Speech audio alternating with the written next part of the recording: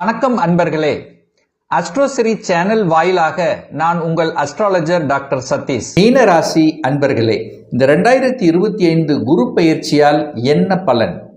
குருங்கிறது இந்த மீனராசி என்பவர்களுக்கு யாரு அப்படின்னா, அவங்க ராசி அதிபதி, லக்ன அதிபதி, அதே சமயத்தில் 10க்குரியவன், தொழில் ஸ்தானத்தின் அதிபதியாக இருக்கக்கூடிய அந்த குரு பகவான் இப்போ இந்த குரு பெயர்ச்சியால 4ஆம் இடம் என்று சொல்லக்கூடிய மிதுன மனைக்கு சுகஸ்தானத்துக்கு பயிற்சி ஆகிறார்.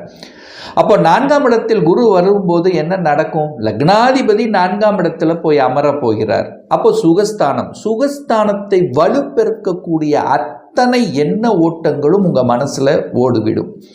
அப்போ 4ஆம் இடம் என்பது உயிர் காரகத்துவத்தில் தாயை குறிக்கக்கூடியது. அப்போ தாயை கேர் எடுக்கக்கூடிய தன்மை, தாயை போகக்கூடிய தன்மை, உங்கள் சொந்த ஊருக்கு நீங்கள் சென்று தாயை அரவணைத்து கொள்ளக்கூடிய தன்மை, தாய் சார்ந்த விஷயத்தில் இருந்து வந்த சில கருத்து வேறுபாடுகள் விலகக்கூடிய தன்மை, அதாவது தாய் அப்படிங்கிற விஷயத்துக்குள்ள உங்கள் எண்ண ஓட்டங்கள் ஓடும்.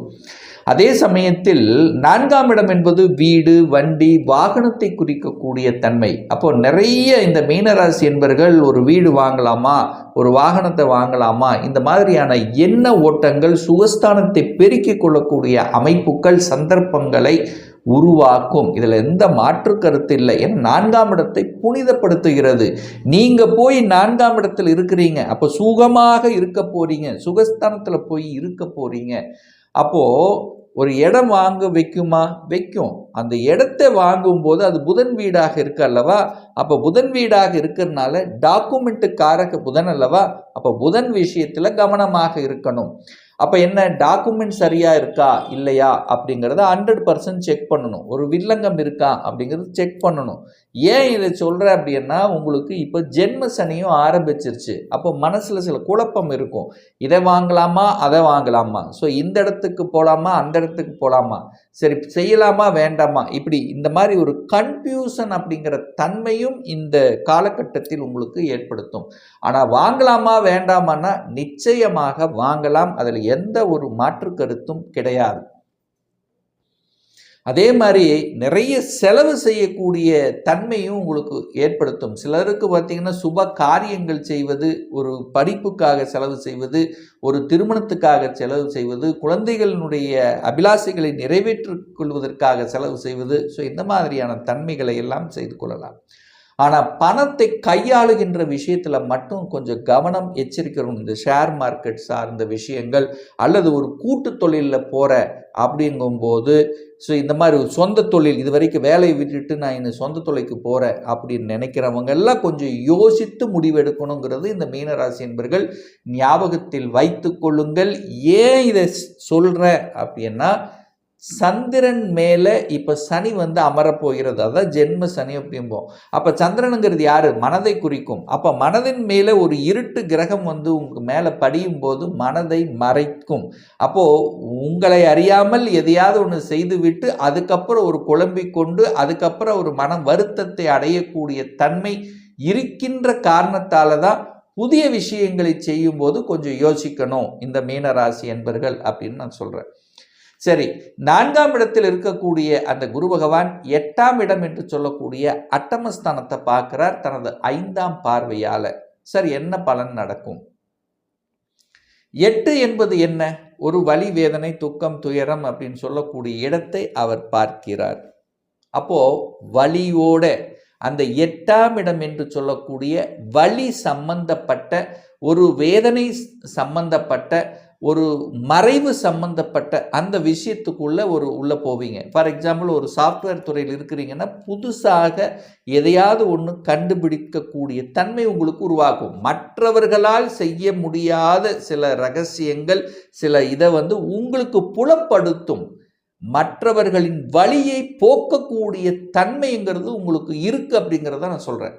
அதாவது மற்றவர்களின் வழிகளை போக்கக்கூடிய சில விஷயங்கள் உங்களுக்கு சக்சஸாக மறையும், அதாவது சக்சஸாக அமையும் அப்படிங்கிறத இந்த இடத்துல நான் சொல்றேன். 8ஆம் இடம் என்பது என்ன? வெளியில, அதாவது உங்க ஊரை விட்டு வெளியே. அப்போ வெளியே நகருதல் என்பது உங்களுக்கு சாத்தியமாகும். அப்போ இது வரைக்கும் நான் சொந்த ஊர்லேயே இருக்கிறேன்னா இப்போ சொந்த ஊரை விட்டு கொஞ்சம் வெளியே, அதர் டிஸ்ட்ரிக்ட், அதர் ஸ்டேட், வெளிநாடு. ஸோ இதெல்லாம் போகக்கூடிய கொடுப்பினை இந்த மீனராசி என்பவர்களுக்கு உண்டு. ஸோ இது வரைக்கும் போகணும், வெளிநாட்டில் போய் எப்படியாவது கொஞ்ச நாளாவது வேலை பார்க்கணும் அப்படிங்கிற எண்ணத்தில் இருக்கிறவங்களுக்கு சக்சஸ் கொடுக்கக்கூடிய ஒரு காலகட்டமாக இந்த 2025 அமையும். வம்பு வழக்கு கோர்ட்டு கேஸ் இந்த மாதிரி விஷயத்துக்குள்ள போகக்கூடாது. அதுக்குள்ள போனீங்கன்னா என்ன சிக்கி ஒரு வழிகளை ஏற்படுத்தும் அப்படிங்கிறது அமைப்பு. ஏன்னா லக்னாதிபதி 8 பார்க்குறார் அல்லவா, அப்போ நீங்களே ஒரு வழியை அமைத்து கொள்ளக்கூடாது. புரியுதுங்களா? வழியை தரக்கூடிய சில விஷயங்களுக்குள்ள போகக்கூடாது. ஏன்னா சந்திரன் மறைஞ்சிருக்கு, உங்களுக்கு ஜென்ம சனியா இருக்கு. அப்போ வம்பு வழக்கு கோர்ட்டு கேஸ் சம்பந்தப்பட்ட யாருக்கும் ஜாமீன் கையெழுத்து போடுறது, பணத்தை யாருக்காவது கொடுத்து விட்டு அதுக்கப்புறம் மறுபடியும் கலெக்ட் பண்ணுறதுங்கிறதுல அவ்வளவு சீக்கிரம் வராது. கொடுத்த பணம் அவ்வளவு சீக்கிரம் ரிட்டர்ன் ஆகாது. ஒரு மாசத்துல தரேன்னு சொல்லி வாங்கினவங்க ஒரு மாசம் தர மாட்டாங்க. அப்போ மறுபடியும் கேட்டுட்டு அதனால ஒரு இதாகி ஒரு குழப்பம் ஏற்படக்கூடிய தன்மையை உருவாக்கி விடும். எது சொல்கிறேன்னா, மனதை மறைக்கக்கூடிய சில தன்மைகள் இருக்கின்ற காரணத்தால் ஜென்ம சனியாக உங்களுக்கு இருக்கிறதுனாலையும் நீங்கள் உங்கள் மனசு எதுலேயோ போய் சிக்கி கொண்டு அதுக்குள்ளேயே ஒரு தேடுதல் இருக்கக்கூடிய தன்மை இருக்கிறதுனால புதிய விஷயங்களை அவாய்ட் பண்ணுறது நல்லது என்பதை ஞாபகத்தில் வைத்து கொள்ளுங்கள். சரிங்க சார், வேலை சார்ந்த விஷயங்கள் எனக்கு நல்லது இருக்குமா? குரு 10ஆம் இடத்தை பார்க்குறார், ஒரு மாற்றம் கிடைக்குமா? நிச்சயமாக ஒரு மாற்றம் கிடைக்கும், மாறிக்கிங்க. எந்த மாற்றம் உங்களுக்கு கொடுத்தாலும் அதை ஏற்றுக்கொள்வது புத்திசாலித்தனம். இதுதான் முக்கியம். எந்த மாற்றங்கள் உங்களை தேடி வருகிறதோ அதை ஏற்று செயல்படுத்துவது நல்லது. ஒரு துறை ரீதியான ஒரு மாற்றம் கொடுக்குறாங்கன்னா ஏற்றுக்குங்க, தப்பில்லை. ஆனால் நீங்களாக கோபப்பட்டு ஆக்ரோஷப்பட்டு வேலையை விட்டுறக்கூடாது. வேலையை விட்டு விட்டு தேடுதல் என்பது நோ. இந்த மீனராசி என்பவர்கள் வேலையை அமைத்து கொண்டு தான் இன்னொரு வேலைக்கு போகணுங்கிறத ஞாபகத்தில் வச்சுங்க. அக்கறைக்கு இக்கரை பட்சம். அதாவது இங்கே ஒரு அழுத்தம் இருக்குது, ப்ரெஷர் இருக்குது, எனக்கு பிடிக்கல, சரி வேற வேலைக்கு மாறிடலாம் அப்படின்னு நினச்சிங்கன்னா மாறலாம். அப்ளை பண்ணுங்க, சில ஸ்ட்ரகிள் கொடுத்து கிடைக்கும். ஆனால் அங்கே போனால் அங்கே வேறு மாதிரியான ஒரு அழுத்தம் ப்ரெஷர் நிச்சயமாக இருக்கும். மனம் என்பது ஒரு சாட்டிஸ்ஃபேக்ஷன் இருக்காதுங்க. இதை மட்டும் மைண்டில் வச்சுக்கோங்க. இந்த மீனராசி என்பவர்களுக்கு திருப்தி இருக்காது, மனதில் திருப்தி இருக்காது, அவ்வளோதான். வேலை இல்லை அப்படின்னு நான் சொல்லவே மாட்டேன். வேலை உண்டு, வேலையில் அழுத்தம் ப்ரெஷர் இருக்கும், ஒரு சாட்டிஸ்ஃபேக்ஷன் இருக்காது, அவ்வளோதான். மாசமான சம்பளம் வருதா ரைட் அப்படின்னு இருந்துக்கிட்டிங்கன்னா உங்களுக்கு எந்த தொந்தரவும் இல்லை. தொழிலும் அதே மாதிரி தான். அகலக்கால் வைக்கக்கூடாது, நடந்ததை அப்படியே கொண்டு போங்க. இதுதான். அகலக்கால் வச்சு என்னென்னா அலைச்சல் திருச்சல் டென்ஷன் ப்ரெஷருங்கிறது இருக்கும், தூக்கத்தை கெடும், தூக்கம் சரியாக வராது. புரியுதுங்களா? அப்போ என்ன, சரியான முறையில் தேர்ந்தெடுத்து கொண்டு அது போகக்கூடிய அந்த விஷயத்தில் அப்படியே கொண்டு போயிட்டீங்கன்னா போதும். மனதை ஒருநிலைப்படுத்திக்கிங்க. கொஞ்சம் மனக்குழப்பமாக இருந்ததுன்னா மெடிடேஷன் இதை மாதிரி விஷயத்துக்கு சென்று வாருங்கள், அது ஓகே உங்களுக்கு. மனம் என்கின்ற தன்மை இல்லை ஒரு குழப்பம், அதாவது குடும்ப விஷயத்தில் மற்றவருக்கு ஒரு குடும்ப விஷயத்தில் நீங்கள் போய் இன்வால்வ் ஆகிறது, உங்கள் குடும்ப விஷயத்தை மற்றவர்கள் இன்வால்வ் படுத்திக்கிறது, இதெல்லாம் முற்றிலும் தவிர்க்க வேண்டும். உங்கள் ரகசியத்தை, உங்கள் குடும்ப ரகசியத்தை யாருக்கும் வெளியில் சொல்லக்கூடாது. இது மட்டும் ஞாபகம் வச்சுக்கோங்க.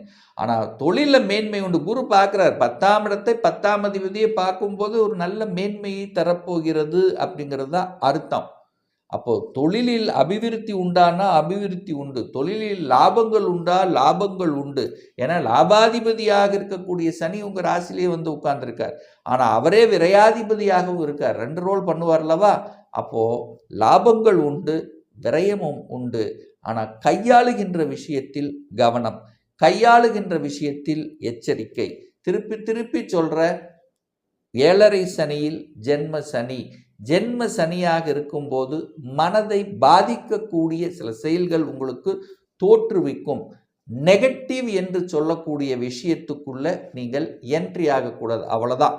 உங்கள் உள் மனசு சொல்லும், ஐயோ இங்கே போனால் நமக்கு தப்பாயிரும், அப்போ போகாதீங்க. உங்கள் உள்மனது என்ன சொல்கிறதோ அதை செய்யுங்கள், அவ்வளோதான் சொல்லுவேன். நெகட்டிவ் அப்படின்னு வந்துட்டால் அவாய்ட் பண்ணுங்க. கணவன் மனைவிக்குள்ள அந்நூன்யத்தை விதைத்து கொள்ளுங்கள்.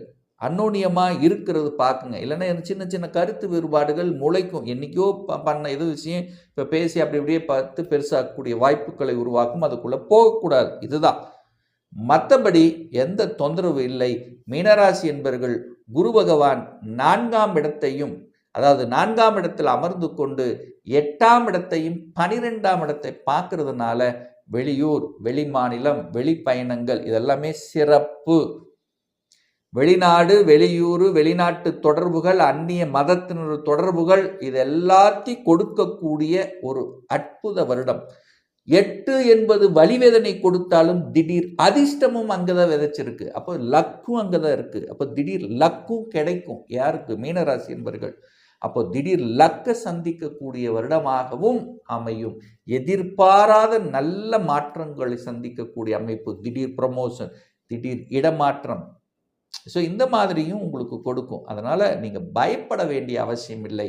புதிய விஷயங்கள் மட்டும் கொஞ்சம் செக் பண்ணணும். இதை மட்டும் ஞாபகத்தில் வச்சுக்கோங்க போதும்.